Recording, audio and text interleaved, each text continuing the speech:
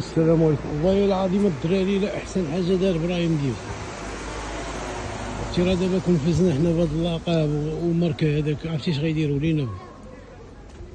عرفتي اش غيديروا لنا صاحبي؟ تهمينا بالرشوه بالروينه حتى العربه الحاضره، حتى الدول الافريقيه صاحبي، هذيك الدول الصادقه ولا كاينه دول صادقه ولا هم يحزنوا؟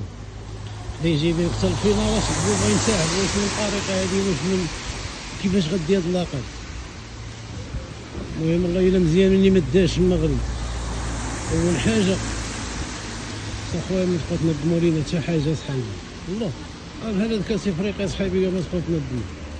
السلام عليكم. هذا 2028 اخويا ما خداماش لينا بعدا حنا كشعب، لان انا كاع اللي تعرضنا ليه انا من المصريين من السنغاليين هما مؤخرا صاحبي طريقه يعني ما نفهموهاش.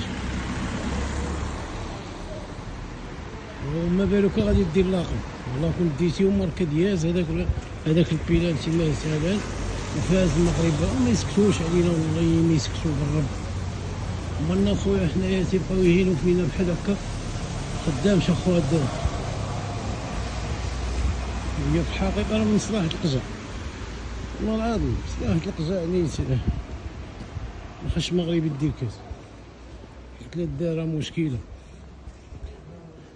اللي هو يا اخو متبقاوش تنظموا لينا هاد الروينه، الله يرحم لكم الوالدين. صافي اخو افريقيا جاتكم سيروا لعبوا صافي، يدور بنادم الله يعاون. لان اخو حنا على هاد اللعب والله الا فقصه شويه يا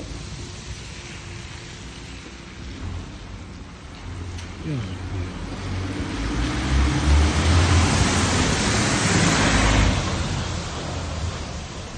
والله العظيم الا مزيان اصحابي ملي ما داش المغرب بالله انا من عندي بادي، لان كون دا دابا وبهذيك ضربه جزاء وبديك الطريقه وقال لك حيدوا لي بيلانتي. هذاك بيلانتي بعدا حكم هو صفر قبل صفر. هذا ضربه الكره في البر رجعت قاصت. هذاك ضربه جزاء واضحه راه باين بيلانتي هذاك بالفار بكل شيء باي، ولكن اجي يتعاملوا معنا حنا اللي منظمين ومتهمين بالرشوه. الله يرحم الوالدين ما تبقاوش تنظموا لنا العجب من الاخر، ما تبقاوش تنقصوا فينا صحيبي. السلام عليكم. وريناهم المغرب لعبوا في اجواء زوينه. السلام عليكم. خليهم يلعبوا في الناموس ويلعبوا الله. يلا الله يعاونكم خوش، يعاون ربي.